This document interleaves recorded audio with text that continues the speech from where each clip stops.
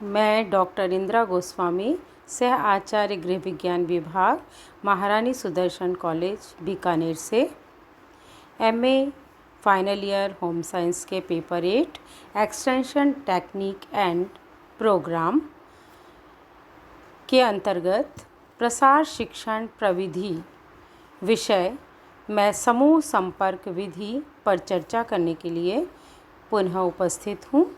इससे पूर्व के वीडियो में हमने समूह संपर्क विधि में वार्ता या पब्लिक स्पीकिंग जन संवाद पर चर्चा की थी। आज इसी के क्रम में हम दूसरे चरण में रेडियो वार्ता या टॉक पर चर्चा करने के लिए उपस्थित हैं। जन जन तक सूचनाओं को पहुंचाने में रेडियो का बहुत ही महत्वपूर्ण स्थान होता है। यह श्रव्य शिक्षण सामग्री के रूप में बहुत ही महत्वपूर्ण संपर्क विधि है, जिसके के माध्यम से अल्प समय में कम से कम धन व्यय करते हुए विराट जनसमूह तक सूचनाओं को पहुंचाया जा सकता है। गांव में तो लोग समाचार जानने, सूचनाएं प्राप्त करने और मनोरंजन के लिए रेडियो का बहुत ज़्यादा प्रयोग करते हैं। रेडियो के कार्यक्रम पूर्व निश्चित होते हैं, पूर्व घोषित समय पर प्रसारित होते हैं, अतः श्रोताओं को इसके लिए पहले से ही तैयार रहना पड़ता है। यह एक बहुत ही अच्छी शिक्षण सामग्री है जो कि कम खर्चीली है और बैटरी और बिजली दोनों से ही चलाई जा सकती है। रेडियो से क्या लाभ या एडवांटेजेस हैं? सर्वप्रथम, सुदूर क्षेत्रों में जहाँ की संचार की सुविधाओं का अभाव है, बच्चों के लिए विद्यालय नहीं है, यातायात की समुचित साधन नहीं है, वहाँ पर निरक्षर लोगों को शिक्षित करने के लिए, नई नई जानकारियाँ देने के लिए, नए आविष्कारों, तकनीकी जानकारियों के लिए रेडियो एक बहुत ही उत्तम संचार का माध्यम होता है। ज्ञानवर्धक कार्यक्रमों का प्रसारण रेडियो के द्वारा आसानी से किया जा सकता है।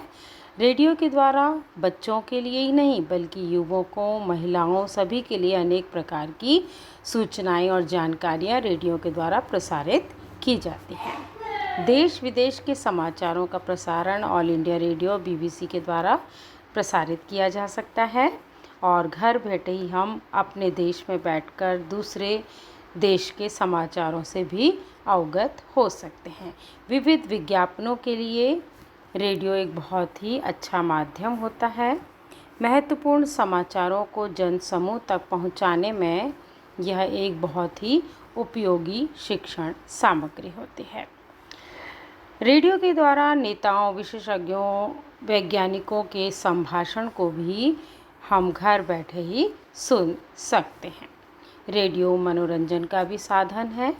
गीत, संगीत, नाटक, कविता, कहानी आदि का प्रसारण भी रेडियो के द्वारा किया जाता है।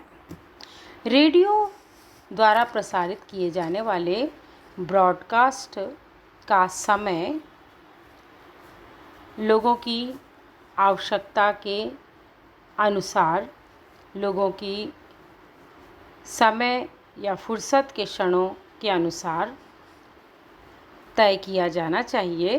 कार्यक्रम आधे से 1 घंटा रखा जा सकता है और उस समय ये कार्यक्रम प्रसारित किए जाएं जिस समय की वह विशेष वर्ग फुर्सत में हो, अवकाश में हो, ताकि वो उसका अधिक से अधिक लाभ उठा सके और कार्यक्रमों की सूचना समय से ही उन्हें मिल जानी चाहिए। रेडियो के कार्यक्रम सफल हो, इसके लिए ज़रूरी है कि लोगों की आवश्यकता के अनुकूल कार्यक्रम का प्रसारण हो। प्रसारण रोचक तरीके से किया जाए, जानकारी शैक्षिक हो जिससे कि लोग कुछ सीख सकें, स्पष्ट होनी चाहिए, विरोधाभास ना हो और गलत जानकारियों का प्रसार प्रचार कभी भी नहीं करना चाहिए। लोगों के लिए ब्रॉडकास्टिंग के लिए किन विषयों को चुना जाना चाहिए? सर्वप्रथम कुछ महत्वपूर्ण विषय जैसे वर्तमान बाजार का भाव, खेतीबाड़ी, पशुपालन, रोजगार संबंधी जानकारी, कृषि के संयंत्र का रखरखाव। इन महत्वपूर्ण जानकारियों के साथ ही बालकों का लालन पालन, महिलाओं के लिए भी विविध कार्यक्रम जो कि उनके लिए उपयोगी हो सकते हैं, पौष्टिक और स्वादिष्ट व्यंजन बनाना, फल और सब्जी का संरक्षण, बच्चों के लिए पूरक आहार तैयार करना और समय शक्ति बचत के उपकरणों की देखरेख और उनका रखरखाव। इस संबंध में इन विषयों में ब्रॉडकास्ट किया जाना चाहिए। विषय चाहे कोई भी हो, उसे रुचिकर तरीके से प्रस्तुत करना जरूरी है। वार्ता प्रश्नोत्तर के रूप में भी दी जा सकती है। स्क्रिप्ट हमेशा लिखकर बोली जानी चाहिए। जो भी बातें बताई जाए वो स्पष्ट हो, सही हो, विश्वसनीय हो। यदि सीधी वार्ता करनी है तो 5 से 6 मिनट से ज़्यादा का समय नहीं होना चाहिए, परंतु जब वार्ता प्रश्नोत्तरी के रूप में की जा रही है तो 10 से 15 मिनट का समय लोगों को दिया जा सकता है, जिससे कि सभी को पर्याप्त समय मिल जाए और श्रोताओं को पूरी जानकारी भी मिल जाए।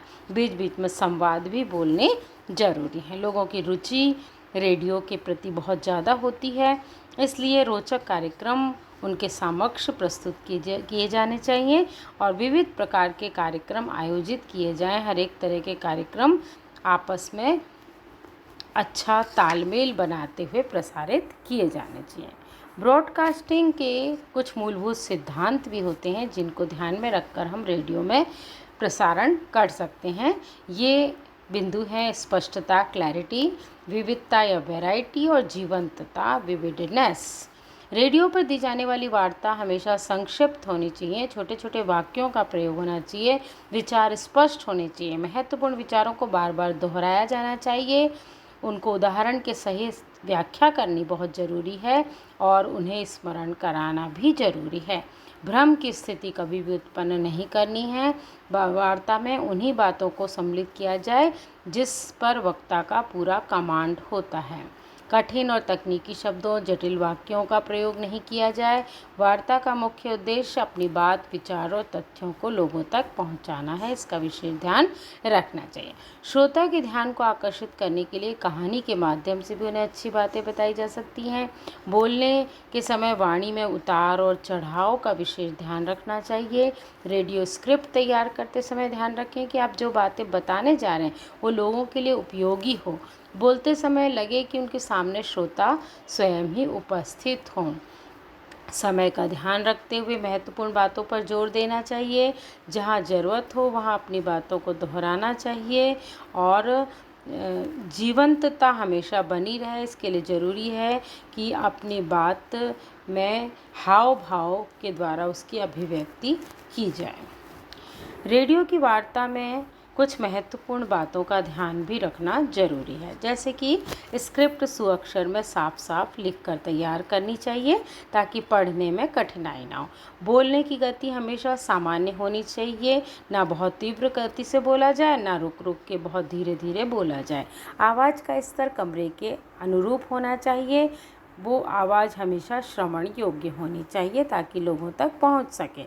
माइक को बैठक व्यवस्था के अनुरूप घुमाया जाना चाहिए ताकि आवाज़ सही तरीके से प्रसारित हो सके, लोगों के कानों तक पहुंच सके। शब्द उच्चारण सही और स्पष्ट होना चाहिए। भ्रष्ट या गलत उच्चारण हमेशा भ्रम उत्पन्न करता है। बोलते समय हमेशा आत्मविश्वास के साथ अपनी बात को रखा जाना चाहिए और बात को रोचक बनाने का हर संभव प्रयास किया जाना बहुत ज़रूरी होता है। धन्यवाद।